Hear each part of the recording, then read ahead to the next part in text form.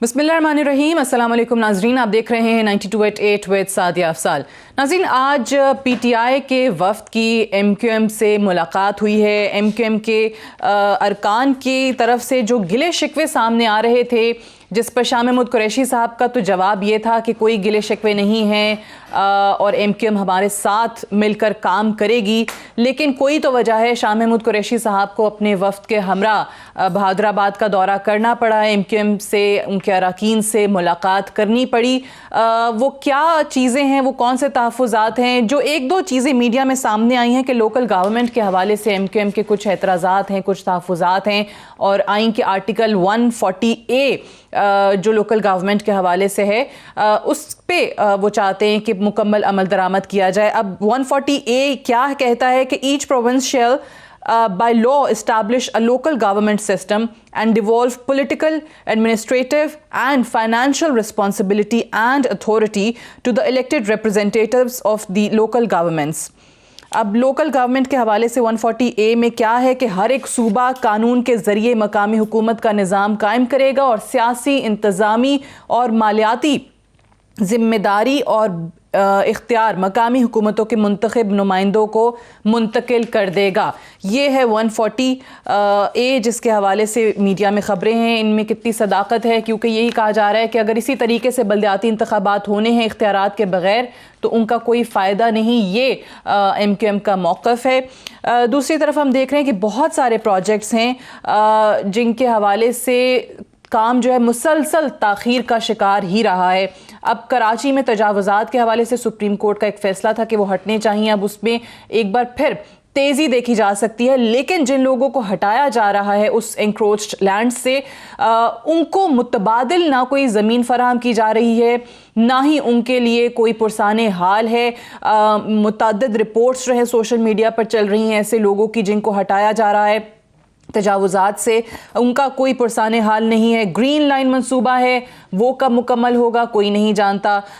पानी का जो एक बड़ा मंसूबा कराची का K4, वो मामला खटाई में पड़ गया है। 2007 में इसका आगाज़ हुआ था और 25 अरब की लागत तब थी, और अब तखमीना जो है वो 90 अरब रुपए का बताया जाता है।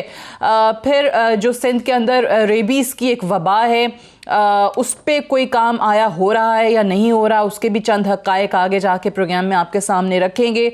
कराची सर्कुलर रेलवे की बहाली का दावा हर कोई करता है, लेकिन उस पे क्यों काम नहीं हो रहा और काम कहाँ तक पहुँचा है, आज ये भी एक सवाल होगा।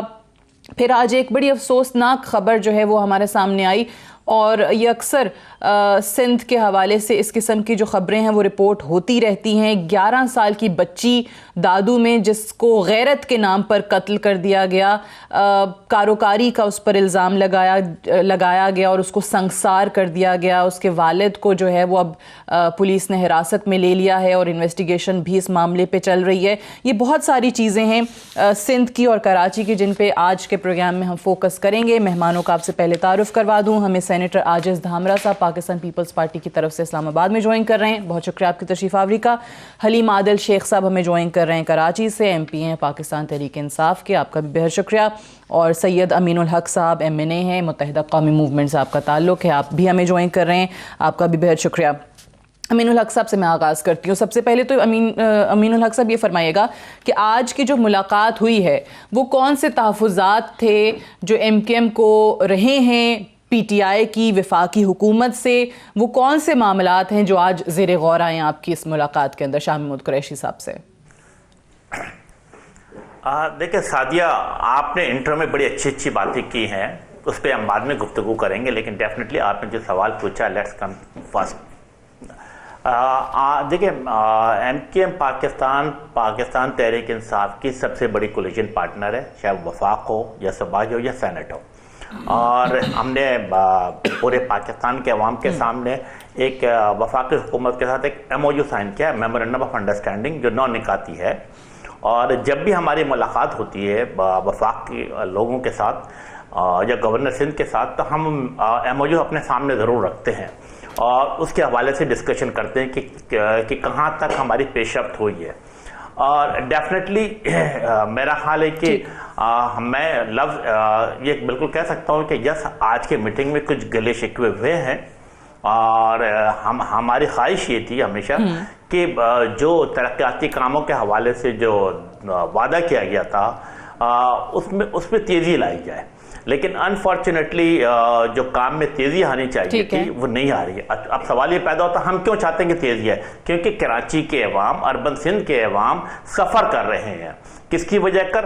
ये जो सिंध हुकूमत की बेहसी और नाअहली के बिना पर। लेकिन हमने आज के लिए शिकवे किया, हमने ये तमाम इशू उठाया है कि आप जो वादे किए थे, मसलन ग्रीन लाइन का मंसूबा हो उसमें तेज़ी लाई जाए, इसी तरह K4 के मंसूबे के हवाले से गुफ्तगू हुई है। साथ साथ हमने ये भी रखा उनके सामने कि KMCO या HMCO उनके डायरेक्ट फंडिंग कैसे की जाए, या साथ साथ हमने आर्टिकल 140A पे भी गुफ्तगू की है। क्योंकि साथ ही हमें समझना पड़ेगा, हमें देखना पड़ेगा कि मसाइल का रूट कॉज क्या है। रूट कॉज असल प्रॉब्लम बनती है आर्टिकल 140A। आपने पढ़ के सुनाया, पूरे अवाम ने देखा, पूरे पाकिस्तान ने देखा आपके इतने बड़े चैनल के ऊपर कि आर्टिकल 140A कहता है कि political, administrative and financial control should be given to the elected local representative.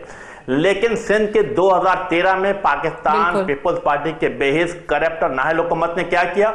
उन्होंने जिसे कहते हैं कि अमेंडमेंट ला करके, लोकल गवर्नमेंट एक्ट में तब्दीली लाकर वो तमाम इख्तियार जो म्युनिसिपल कॉर्पोरेशन के होने चाहिए थे, वो तमाम जिम्मेदारी जो म्युनिसिपल कॉर्पोरेशन की होनी चाहिए थी, वो लेकर उन्होंने सूबाई हुकूमत ने अपने हाथ में रख दी। अब जो जिसे कहते हैं कि कराची का मेयर हो, हैदराबाद का मेयर हो, सक्कर का मेयर हो या लालकाना का मेयर हो, हम तो बराबरी की बुनियाद पर कर रहे हैं, उनको इन्होंने पपट बना के रख दिया। वो कोई भी तरक्याती काम नहीं करा सकते होने। अब हम क्या चाहती है? देखिए साथिया, समझने की बात होगी कि मेरे और आपके, if you are living in Karachi, तो मेरे और आपके घर के सामने अगर गटर का पानी बह रहा होगा, मेरे और आपके घर के सामने रोड टूटी भी होगी, तो हम माजी में, हमने बचपन से इस उम्र में आ गए, हमने देखा है कि हम अपने काउंसलर के पास जाते थे, उनसे शिकायत करते थे, यूसी चेयरमैन के पास जाते थे, वो हमारे मसले हल करते थे।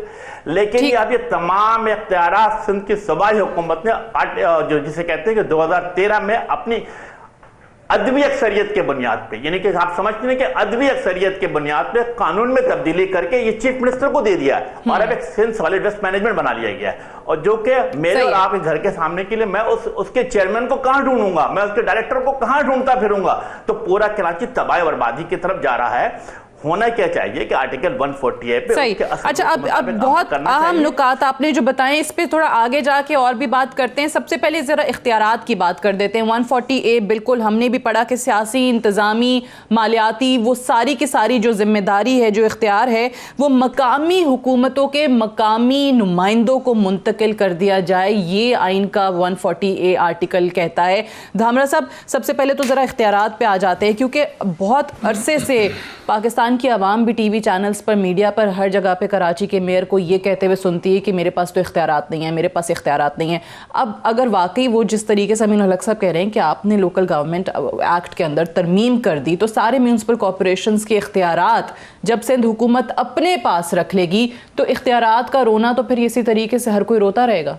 मकामी हुकूमतों के पास क्या है? बिस्मिल्लाहिर्रहमानिर्रहीम। देखें सादिया, आपने आर्टिकल 140A को कोट किया है यहाँ पर, मगर एक अमेंडमेंट हुई थी और ये सूबाई हुकूमतों को इख्तियार है, सूबाई अराकीन को ये इख्तियार है कि वो लोकल बॉडी के हवाले से जो एक कानून पास हुआ था, सिंध असेंबली से हुआ था, पीपल्स पार्टी ने अपने तौर पर कोई तंजीमी ढांचे से मंजूर करा के उसके बिहाफ पे इलेक्शन नहीं कराई थी, और मुत्तहदा कौमी मूवमेंट भी इत्तेहादी रही इन सारे मामले में। असल में इशू ये है कि अभी अमीनुल हक साहब ने एक लफ्ज़ इस्तेमाल किया कि ये बेहस नाअहल सूबाई और करप्ट नाअहल सूबाई हुकूमत की वजह से ऐसा हो रहा है। तो जनाब आली, पहली बात तो ये है कि आप कराची के अवाम को ज़रा ये जवाब देंगे कि ये कराची का जो इशू है, कराची के जो गटर का जो इशू है या मसाइल का जो इशू है, वो 2013 के बाद होने वाले लोकल बॉडी इलेक्शन जो 15 में हुए थे उसके बाद के हैं, या 1987 से जो आप बरजुमान रहे हैं कराची हैदराबाद के जो बल्दियाती इदारों में जो बेइंतहा करप्शन और जुल्म ज्यादती की है आपने शहरी इलाकों के अवाम के साथ, या वो भी कुछ अनासर इसमें शामिल है? अब जो डेली वेजेस के मुलाजमीन है, आपको मैं एक बात बताता चलूं कि जो OZT फंड है, OZT एक फंड है लोकल बॉडी का, वो एक्चुअली तमाम लोकल्स को मिलता है। तमाम यूनियन काउंसिल को सूबाई गवर्नमेंट 5 लाख रुपए पर महीने देती है कि आप गली मोहल्ले की सफाई सुथराई करें और जो गटर के मामला है वो ठीक करें। क्या ये आपके प्रोग्राम में इनकार करेंगे अमीन उल हक साहब कि 5 लाख रुपए जो सूबाई गवर्नमेंट जिसके ऊपर आप इल्जाम लगा रहे हैं कि वो बेहस है, वो आपको नहीं दे रही है? देखिए, पाकिस्तान में 3 कैटेगरी गवर्नमेंट चलती है, फेडरल गवर्नमेंट, प्रोविंशियल गवर्नमेंट और लोकल बॉडी की गवर्नमेंट। अब ये इशू जो है ओजेटी फंड के बाद मैं एक और बात कहना चाह रहा हूँ सादिया, इनसे मैं और बात पूछना चाहता हूँ क्योंकि ये प्रोग्राम कराची का अवाम भी देख रहा है। देखिए, बात ये है कि 500 मिलियन जो आपको मिल रहे हैं, 50 करोड़ रुपए जो एडिशनल आपको सिंध गवर्नमेंट के मिल रहे थे, वो कहां जा रहे थे?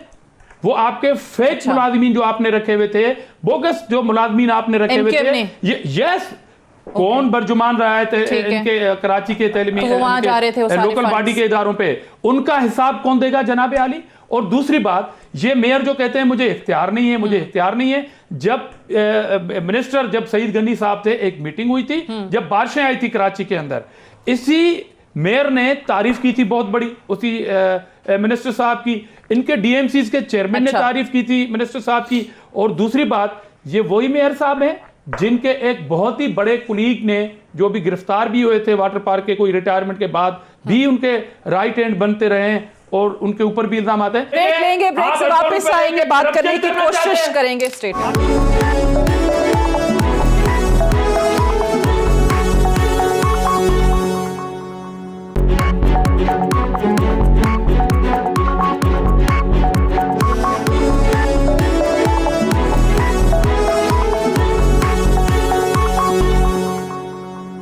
Welcome back. प्रोग्राम में एक बार फिर से खुशामदीद। हलीम आदिल शेख साहब, आपसे जानना चाहूँगी, आज मुलाकात तो हुई, गिले शिकवे भी अमीन उल हक साहब ने कहा कि सामने आए एमक्यूएम की तरफ से, विफाक की तरफ से क्या जवाब है? पीटीआई की विफाकी हुकूमत की तरफ से क्या जवाब दिया गया है और कौन से वो गिले शिकवे थे या तहफ़्फ़ुज़ात थे जो आज सामने आप लोगों के रखे गए? जी सादिया, बहुत शुक्रिया, और लग रहा माहौल आपने नॉर्मल कर लिया है ब्रेक में। देखिए, आज कोई अनहोनी मुलाकात नहीं थी। आज से कोशिश की है मैंने पहले इस्लामाबाद में जी मैं इस्लामाबाद में एक हफ्ते पहले भी प्रेसिडेंट हाउस में भी डिस्कशन हुई थी, एमक्यूएम मौजूद थी, और 5 तारीख को हम प्राइम मिनिस्टर साहब से भी मिलने जा रहे हैं। अपोजिशन पार्टीज़ जो सिंध की अपोजिशन पार्टीज़ हैं, एमक्यूएम, जीडीए, पीटीआई, तो इस सिंध के जो इशूज़ हैं, सिंध रिलेटेड इशूज़, उसमें हम सब मुतासरीन में हैं। मतलब है कि जो अपोजिशन में है, चूँकि सिंध की सरकार अलग है और पाकिस्तान, पूरे पाकिस्तान की सरकार अलग है, तो जब बैठते हैं, मतलब एक हफ्ते पहले भी मुलाकात हुई थी, 5 को फिर मिल रहे हैं। आज भी फॉरेन मिनिस्टर आए हुए थे, उन्होंने कोलंबो जाना था श्रीलंका, तो वो आए, इनके ऊपर खालिद महबूब सिद्दीकी साहब ने उनको दावत दी और हम वहाँ अपने डेलीगेशन के साथ वहाँ चले गए। ये भी सब मौजूद थे, छुट्टी का दिन था, कल्चर डे था, हमने वहाँ बैठ के, और सिर्फ गिले शिकवे ही नहीं, हमने हलीम भी खाया, जावेद की न्यारी भी खाई, बड़ी ज़बरदस्त खाना भी खाया हमने, अर्ली डिनर भी किया वहाँ हमने। तो बात ये, जब बैठे होते हैं तो डिस्कशन ज़रूर होती हैं,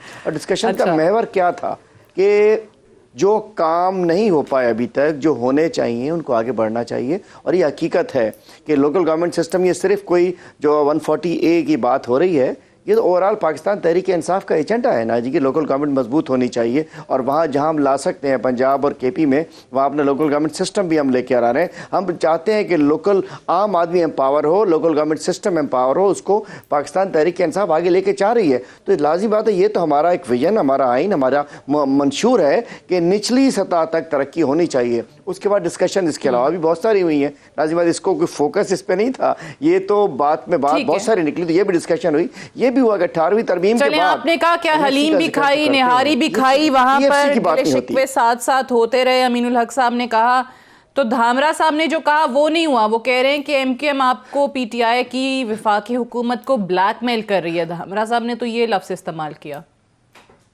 मैं ज़रा जवाब देना चाहूँगा। बात यह है कि धामरा साहब खुद तो एक अच्छे आदमी हैं, पीपल पार्टी में हमारे दोस्त भी हैं, लेकिन बात यह है कि इन क्या होता है, इनका सियासत शुरू होती है माजरत के साथ, इनकी पार्टी की कमीशन से स्टार्ट होते हैं, करप्शन पे ख़त्म होते हैं, हर चीज़ को ब्लैकमेलिंग समझते हैं, ऐसा है नहीं।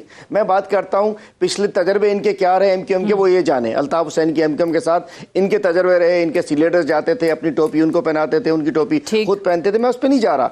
हम जिस एमक्यूएम से डील कर रहे हैं इस वक्त, जो एमक्यूएम पाकिस्तान है, हम देखते हैं कि आज कोई ब्लैकमेलिंग नहीं हुई। लाजिम है, बहुत सारी डिस्कशन, मैं तभी बात आप पूरी नहीं करने दी, वहाँ एनएफसी और पीएफसी पे भी डिस्कशन हुई कि जी एनएफसी तो मिल गया, पीएफसी क्यों नहीं दिया जाता, वहाँ जाके 18वीं तरमीम वहाँ जाके रुक क्यों जाती है। ये भी डिस्कशन हुई कि बहुत सारी जो लेजिस्लेशन होनी है आइंदा 6 महीने के अंदर, उस पर भी मुशावरत हुई कि किस अंदाज से सबको ऑन बोर्ड लेना है। और एक कमेटी भी लाजिम बात है, मखदूम शाह महमूद कुरैशी साहब, लाजिम अपोजिशन से हमने ऑन बोर्ड लेना है, हमने अपने इत्तेहादियों को ऑन बोर्ड लेना है। तो बड़े वास्ट एक डिस्कशन थी। और ये बिल्कुल है कि हम सिंध में हम कुछ करना चाहते हैं तो ये लोग कहते हैं भाई नहीं नहीं नहीं नहीं नहीं नहीं, माल खप्पे, धामरा साहब की हुकूमत कहती है माल खप्पे करेंगे खुद। अब हम कहते हैं भाई ले लो, लेकिन आपने किया क्या, बजट तो मिल रहा है आपको। आपने अभी कहा था क्लीन कराची के नाम पे, वो कुछ नहीं हुआ। जैसे आपने कहा कि इंट्रो के अंदर कहा कि जी वो कुत्तों का भी मसला है, आपको पता है। बात है कि आज बात हुई, मजबूत अंदाज में बात हुई, there was no blackmailing, discussion हुई, बड़े अच्छे माहौल में बात हुई थी, हर इशू पे बातचीत हुई। लाजिम बात है काम स्लो है क्योंकि मुल्क में फंड्स के इश्यूज हैं, पहले इतने कर्जे चढ़े हुए हैं, इसके ऊपर ये हमारे इत्तेहादी हैं और इत्तेहादियों को उनकी डिमांड्स को ब्लैकमेलिंग समझना, मैं समझता हूँ ऐसी बात नहीं है। वो इत्तेहादी हैं, हमारे अच्छे इत्तेहादी हैं, हमारे सबसे बड़े इत्तेहादी इस वक्त मौजूद चल रहे हैं। हमारी नहीं, पीपल्स पार्टी अगर इतने बुरे थे, मैं कहता हूँ पीपल्स पार्टी ने तो एमक्यूएम लंदन से भी एक अरसे अपना वो रखा, इत्तेहादी बना के रखा, और कैसे कैसे क्या कुछ नहीं हुआ। बात यह है कि हमारी बातचीत हुई। अच्छा चलिए, आपने वो जो स्ट्रे डॉग्स की वजह से, उनके काटने की वजह से हम देख रहे हैं कि कितने लोग जख्मी हो रहे हैं और कुछ हमवात भी हुई हैं। और इसी 1,86,000 की जो सिंध में रेबीज की वबा है, उस पे सूबाई दारुल हुकूमत के सबसे बड़े अस्पताल जिना पोस्ट ग्रेजुएट मेडिकल सेंटर के शोबा इमरजेंसी के सरबराह डॉक्टर सीमी जमाली के मुताबिक इनके पास रोज़ाना जो है औसतन 150 यानी 150 तक मरीज़ रेबीज़ से बचाव के इंजेक्शन और मरीज़ आ रहे हैं, और रेबीज़ से बचाव के इंजेक्शन और वैक्सीन जो हैं वो नहीं उस तरीके से फराहम किए जाते। क्यों नहीं किए जाते, यही सबसे बड़ा अहम सवाल है। और इसी पे जो कौमी इदारा सेहत है इस्लामाबाद का, वो ये कहते हैं कि इस वक्त 1.5 लाख इंजेक्शन जो हैं वो सालाना तैयार किए जा रहे हैं, और अगर 8 लाख इंजेक्शन्स तैयार किए जाएं, इतनी सलाहियत हो, तो फिर इसकी ज़रूरत जो है वो पूरी हो सकती है। यानी कमी जो है वो इन वैक्सीन्स की वो बहुत ज़्यादा है, इन इंजेक्शन्स की। 1.5 लाख प्रोड्यूस हो रहे हैं, 8 लाख इंजेक्शन्स जो हैं वो तैयार करने की सलाहियत नहीं है, और इतनी होनी चाहिए।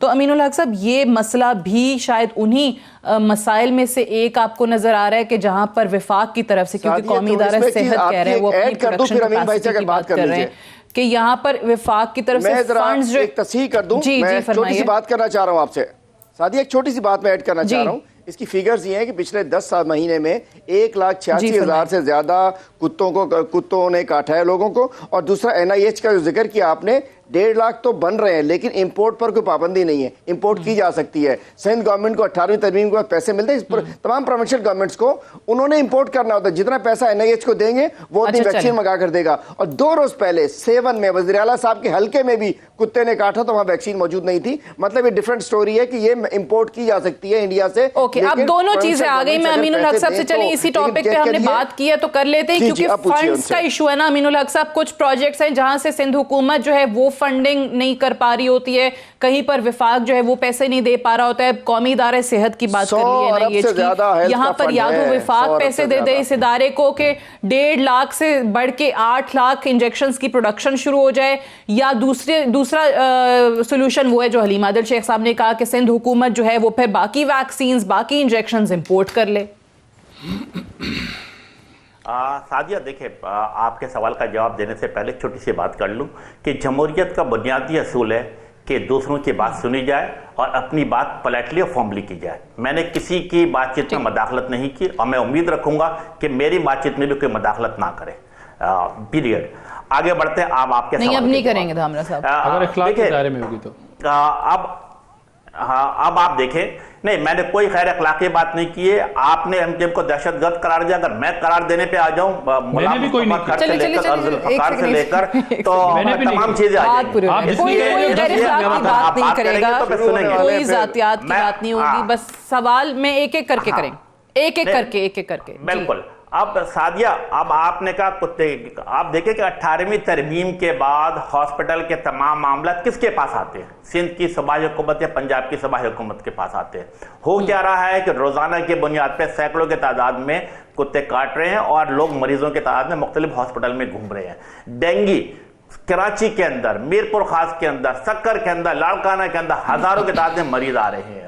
अगर आप हॉस्पिटल को देखें, जिन्ना हॉस्पिटल देख ले, अगर आप सिविल हॉस्पिटल देख ले, आप सिंध गवर्नमेंट के किसी भी हॉस्पिटल को देख ले, एक एक बेड के ऊपर 4-4 मरीज पड़े हुए हैं, किसी को दवाई नहीं मिल रही है। दावा क्या करते हैं कि हम जमहूरियत के चैंपियन हैं, दावा क्या करते हैं कि हमारे सिस्टम सबसे बेहतर है, लेकिन अमलन इसका उलट चला आ रहा है। इसी तरीके से जो बात की अली मादिल शेख ने, अब आप देखिए कि अगर फेडरल गवर्नमेंट के पास कैपेसिटी नहीं है तो क्या इंपोर्ट पे कोई पाबंदी तो नहीं लगी हुई है। आप अपने सिस्टम को बेहतर करें, आप अपने किकबैक लेना बंद करें, कमीशन लेना बंद करें, तो सिस्टम खुद ब खुद चलना शुरू हो जाएगा, चीजें बेहतरी की तरफ जाना शुरू हो जाएंगी। लेकिन चूंकि पूरा सिस्टम के अंदर क्या है कि हर सूरत में करप्शन, अगर ये चीज रहेगी तो मैं समझता हूं कि मेरी तो ख्वाहिश है, आज जो पीपल्स पार्टी को लीड कर रहे हैं बिलावल भुट्टो साहब, आई रिस्पेक्ट है, ठीक है ना, हम तो उनसे बड़ी उम्मीदें वाबस्ता की हुई थी कि सिंध कहां से कहां तरक्की करेगा। लेकिन हो क्या रहा है कि पिछले 12 साल से पाकिस्तान पीपल्स पार्टी के सिंध हुकूमत सिंध की सेवा व सफेद की मालिक, लेकिन अमलन क्या नजर आ रहा है? अमलन अगर आप हॉस्पिटल के सिस्टम देख ले, तबाही बर्बादी की तरफ है। अगर आप ट्रांसपोर्ट को देख ले, आप Sadia you will be shocked to hear कि लाहौर में, मुल्तान में, रावलपिंडी के अंदर मेट्रो बन रही है, अब ऑरेंज लाइन बनने जा रही है। लेकिन कराची में क्या हुआ कि लोगों को बसों से उतारकर चिंची रिक्शे पे बैठा दिया गया। कराची में मेट्रो नाम की कोई चीज नहीं है। क्या यह वफाक बनाने की जिम्मेदारी थी? नहीं, ये सूबाई हुकूमत की जिम्मेदारी थी।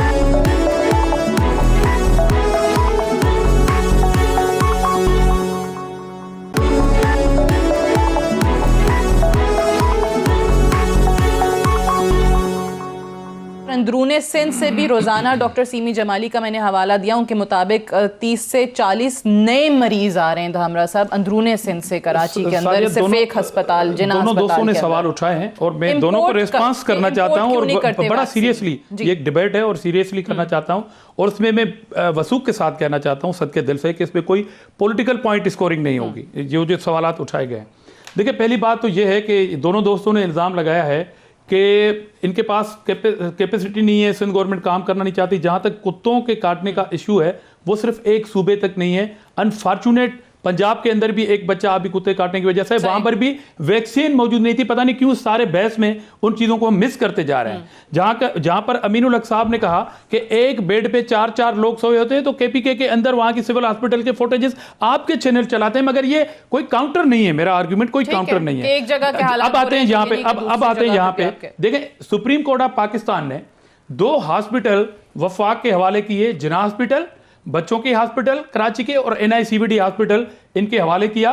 और फेडरल गवर्नमेंट ने, वैसे तो ये सिंध गवर्नमेंट को कहते हैं कि बड़ा भत्ता खाते हैं और अच्छा हुआ कि ये इंस्टीट्यूट जो है हमारे पास आ गए, इन्होंने खुद लेटर लिख के कहा कि हमारे पास कैपेसिटी नहीं है, हम इनको नहीं चला सकते, और ये वापस सूबों के पास आ गए हैं। आज कुत्तों के काटने का इशू वैक्सीन का जरूर है। आपने कहा कि कैपेसिटी फेडरल के पास भी नहीं है, वहां पर सवाल उठाया अली मादिल शेख साहब ने कि 18th अमेंडमेंट के बाद सूबा खुद खरीद कर सकता है, इंपोर्ट कर सकता है। तो जनाब अली, यही तो हम बात कहते हैं कि आप सूबे के जो पैसे रोके हुए हैं वो सिंध के अवाम के लिए, इन कुत्तों के काटने की वैक्सीन के लिए ही आप दे दें, कंडीशन लगा के देंगे। वहां पर आप कहते हैं कि माल खप्पे, मगर आप तो उस पार्टी से बात करते हैं, वो कहती है भत्ता खप्पे।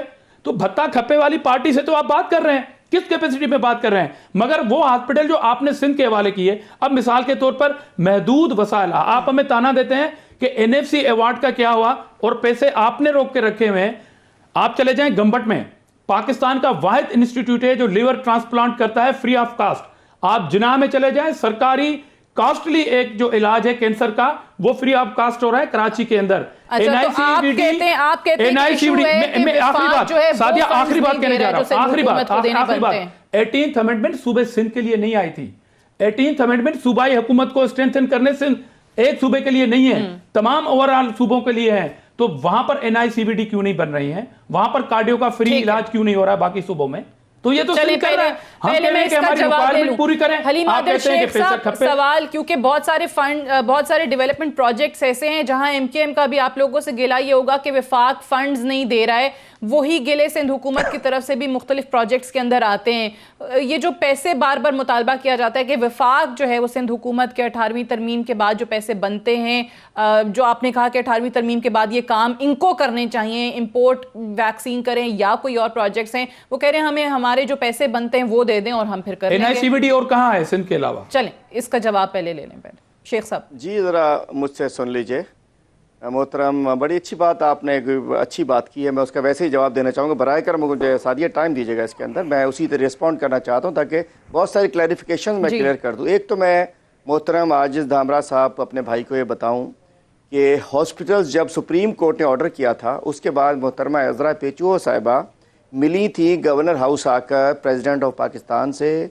गवर्नर साहब की मौजूदगी में उन्होंने रिक्वेस्ट की थी कि हम इस हॉस्पिटल्स को चलाना चाहते हैं, चूँकि सुप्रीम कोर्ट ऑर्डर कर चुका है तो आप ही अगर लेटर लिखेंगे तो हम इसको रख पाएंगे, नहीं तो नहीं हो सकता। तो उन्होंने एक अच्छे गुड फेथ में, मैं ऑन एयर कह रहा हूँ और मैं भी एक जिम्मेदार एक पार्टी का पार्लियामेंट लीडर भी हूँ, MPA भी हूँ, और आप खुद जिम्मेदार हैं, पूछ लीजिएगा अपनी हमारी बहन से एज़रा पेचुओ साहिबा से कि उन्होंने डिमांड की क्या नहीं की। तो एक तो ये कि हॉस्पिटल जो वापस गए, और जब हॉस्पिटल हुआ था तो ये कह रहे थे सही सिंध टूट गया, सिंध पे हमला हो गया, हॉस्पिटल चले गए, ये सिंध की बड़े अस्पताल चले गए, कितना शोर मचाया गया था। जबकि सुप्रीम कोर्ट का ऑर्डर था, ये एक ही होता है बस सिंध टूट रहा है, सिंध टूट रहा है, खुदा ना खास्ता मुल्क टूट रहा है, ये नहीं होता। दूसरी बात ये कहते हैं कि जी हमारे पास बड़ी कैपेसिटी है, तो सिंध की 111 हेल्थ फैसिलिटीज़ इन्होंने IHS नामी एक NGO को दी हुई है, जिसकी वजह से एड्स लगा हुआ, जिसकी वजह से वैक्सीन नहीं खरीदी जाती, जिसकी वजह से दवाइयाँ नहीं मिलती, जिसकी वजह से सिंध के हॉस्पिटल में कुत्ते लौट रहे हैं। IHS इंटीग्रेटेड हेल्थ सर्विसेज नाम की एक NGO को दी हुई है। अगर आप इतने कैपेसिटी थी, आप इतने केपेबल थे, आपका हेल्थ डिपार्टमेंट इतना केपेबल था, तो IHS को आपने क्यों दिया? मेरी बहन, आपने फुटेज देखा होगा, 20 रोज पहले थर के अस्पताल के बाहर एक मां अपने बच्चे की लाश को गोद में रखे हुए भीख मांग रही थी कि मुझे एम्बुलेंस चाहिए, और MS कह रहा था कि हमारे पास पैसे खत्म हो गए हैं, इसलिए कि पेट्रोल पंप वाले ने पैसे देने बंद कर दिए। सुनिए, इस साल भी 77% को 10 डिपार्टमेंट में 77% फंड्स ये खर्च नहीं कर चुके हैं। पिछले 11 साल में 957 बिलियन की करप्शन, उसमें इरेगुलरिटीज ऑडिटर जनरल ने बताई हैं। पिछले 10 साल में 391 बिलियन 391 अरब रुपए इन्होंने खर्च नहीं किए हैं। पिछले साल 2017-18 के अंदर भी 65% जो था डेवलपमेंट के बजट इन्होंने खर्च नहीं किया था। ये लेम एक्सक्यूजेज है कि पैसे नहीं मिल रहे, एवं इसके भी कोई ये जो 77% तो बहुत सारे डिपार्टमेंट में खर्च नहीं कर सकते डेवलपमेंट के बजट। कोई इशू नहीं है इसके अंदर के पास, ये कोई इसमें वैक्सीन, देखिए वैक्सीन 650 रुपए की वैक्सीन आती है, साथिया नहीं है उसमें अरबों का 100 अरब से 100 बिलियन का बजट है। पिछले साल 17-18 के अंदर 22 अरब की करप्शन हुई हेल्थ डिपार्टमेंट में। अरे भाई 50 करोड़ की करप्शन कम कर लेते, वैक्सीन तो लेके देते, 50 करोड़ की करप्शन कम कर लेते, लोगों को तो दे देते, एक में हजार लोगों को, सादिया सुनिए, 1000 लोगों को रत्तो देरों में, सुनिए 1000, मैं नाम तराशी नहीं कर रहा, मैं देखिए फिगर्स दे रहा हूँ आजिज भाई, मैं आपको फिगर दे रहा हूं, तो देरों में 1000 से ज्यादा लोगों को एड्स लग गई है, HIV एड्स लग गई है। वो इसलिए लगी है कि उनको सिरिंज जाली लगाई जा रही थी। तो बात यह है कि इसमें फंड कहां से आ गए, ज्यादा पंजाब में नोट हुए हैं। ठीक है, अच्छा एक ब्रेक लेते हैं, यहाँ पे ब्रेक से वापस आएंगे तो हम इस पे भी जरा बात करेंगे। पहले भी जब भी कराची की बात होती है तो मैं हमारे मेहमानों से, जो रेलेवेंट गेस्ट्स हैं, उनसे यही पूछने की कोशिश करती हूँ कि कराची के मसाइल तो बहुत ज़्यादा गिनवाए जाते हैं। हम तो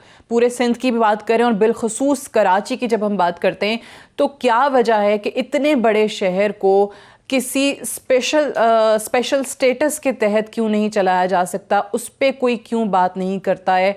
कोई एक मिसाल भी आपको देंगे ब्रेक से वापस आके कि किस तरीके से दीगर जगहों पर बड़े बड़े शहरों को चलाया जाता है, हम उस जानिब क्यों नहीं सोचते हैं। बात करते हैं एक वक्फे के बाद।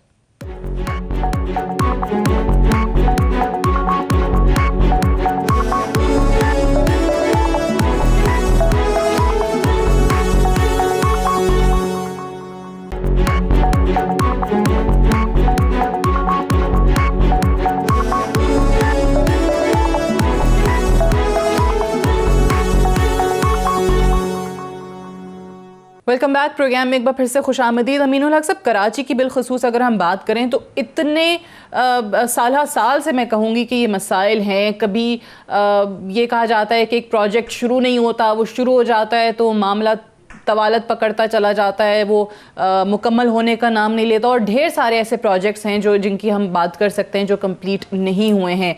सो कराची को इतने मसाइल के साथ, इतने बड़े शहर को हम एक स्पेशल स्टेटस देने की बात क्यों नहीं करते हैं किसी और तरीके से? जैसे इंडिया की चले मैं मिसाल देती हूँ कि वहाँ बड़े शहरों को कैसे चलाया जाता है। उनका कैपिटल है दिल्ली, वो देख लें।